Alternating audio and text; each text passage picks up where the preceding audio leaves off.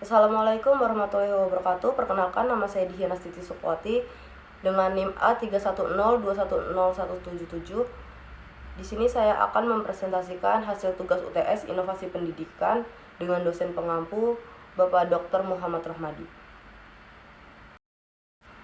Pertama, di sini saya akan mendefinisikan pembelajaran inovatif abad ke-21. Pembelajaran inovatif adalah proses pembelajaran yang dirancang berbeda dengan pembelajaran guru pada umumnya atau pembelajaran konvensional. Kenapa? Karena pembelajaran konvensional akan membuat siswa kurang tertarik dan termotivasi untuk mengikuti kegiatan pembelajaran. Pembelajaran abad ke-21 adalah pembelajaran yang dirancang untuk generasi abad ke-21 agar mampu mengikuti arus perkembangan zaman.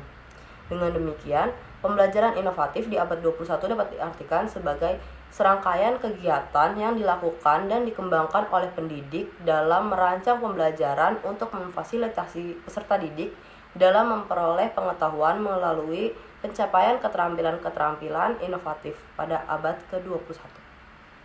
Lalu, bagaimana strategi untuk menghasilkan guru yang hebat di era abad 21? Mari kita simak video berikut ini. Tentu ada beberapa langkah strategik yang harus dilakukan bagaimana menghasilkan guru yang hebat dan luar biasa di abad 21.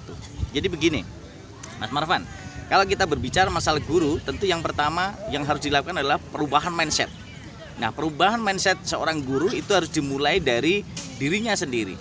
Jadi bagaimana seorang guru harus memiliki perubahan mindset dalam pola menghasilkan sosok guru yang bisa diteladani oleh murid-muridnya, sosok guru yang dapat diteladani oleh seluruh masyarakat pendidikan. Jadi perubahan mindset yang dilakukan oleh sosok guru ini tentu harus melihat bagaimana situasional dan kondisional yang sedang berjalan saat ini. Yang kedua, kalau seorang guru sudah melakukan proses perubahan mindset yang dilakukan secara bertahap, tentu seorang guru harus memiliki dan melaksanakan formula 4C yang disepakati Forum Ekonomi Dunia, bahwa saat menghadapi abad 21 itu seorang guru harus berpikir kreatif. Nah, bagaimana berpikir kreatif? Seorang guru harus senantiasa melihat aspek-aspek kebaharuan.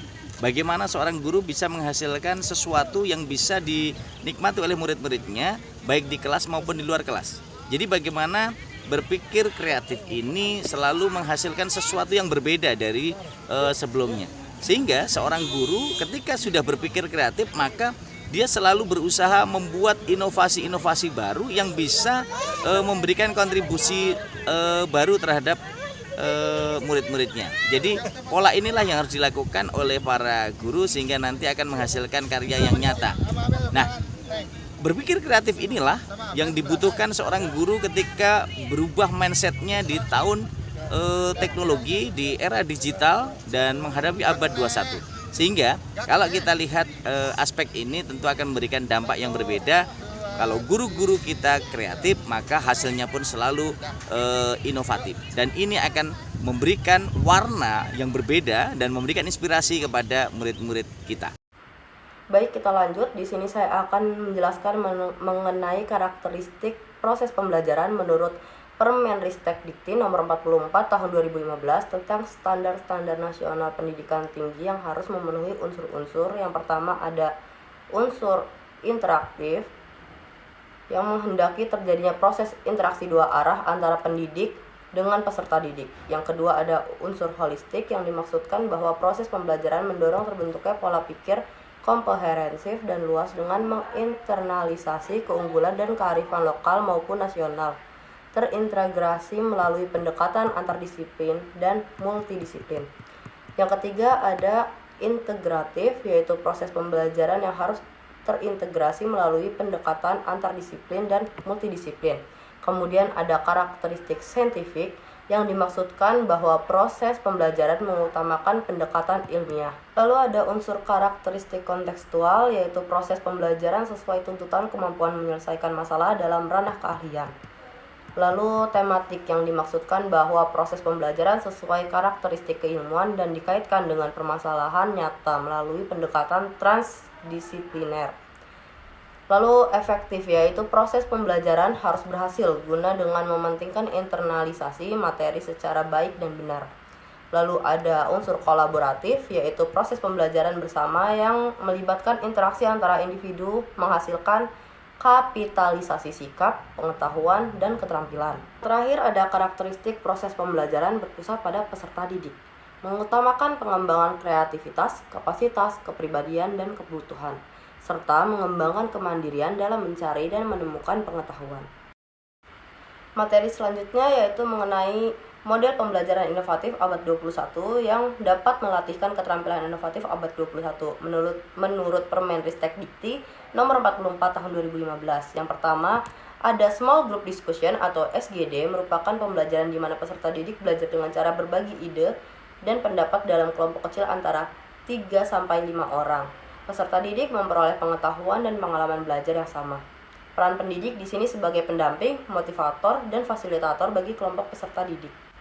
Yang kedua yaitu Role Play and Simulation Learning atau RPL. RPL yaitu pembelajaran peserta didik melalui bermain peran sebagai penyampai materi pembelajaran dengan menghadirkan peran-peran yang dalam dunia nyata ke dalam suatu pertunjukan peran di dalam kelas. Ini kemudian nanti dijadikan sebagai bahan refleksi peserta didik untuk memberi penilaian terhadap hasil belajarnya. Di sini peran pendidik yaitu sebagai pendamping, pemberi contoh peran tertentu, motivator, dan fasilitator pembelajaran bagi peserta didik. Selanjutnya ada Discovery Learning atau DL. DL merupakan pembelajaran peserta didik dengan cara tidak mempelajari sesuatu yang tersaji secara final, tetapi mengorganisir materi belajar sendiri.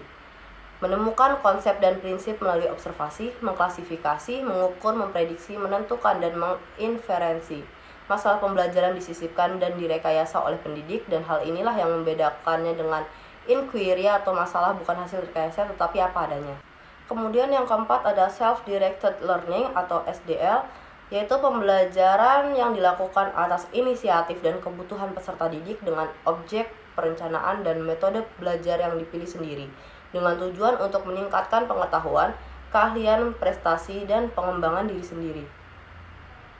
Peserta didik menyadari kebutuhan dan tujuan belajar, membuat strategi belajar, menilai hasil belajar, dan memiliki tanggung jawab sendiri untuk menjadi agen perubahan dalam belajar. Peran pendidik di sini dengan pembelajaran SDL yaitu sebagai pendamping, motivator, dan fasilitator pembelajaran bagi peserta didik. Yang kelima ada Cooperative Learning atau CL. CL merupakan pembelajaran peserta didik dalam interaksi sosial dan saling ketergantungan positif dalam kelompok kecil antara 4-6 orang dalam struktur kelompok yang heterogen untuk memperoleh kemampuan yang sama. Peran pendidik di sini dalam pembelajaran CL yaitu sebagai pendamping dan fasilitator. Yang keenam ada Collaborative Learning, merupakan pembelajaran yang menempatkan belajar dengan interaksi sosial dalam kelompok kecil yang heterogen. Peserta didik saling bertukar pikiran dan perasaan, bertanggung jawab atas tindakannya masing-masing, saling menghargai dan memberikan dukungan dalam kelompoknya. Peran pendidik dalam menerapkan CBL adalah sebagai pendamping, motivator, dan fasilitator bagi kelompok belajar peserta didik. Yang ketujuh ada Contextual Learning atau CTL.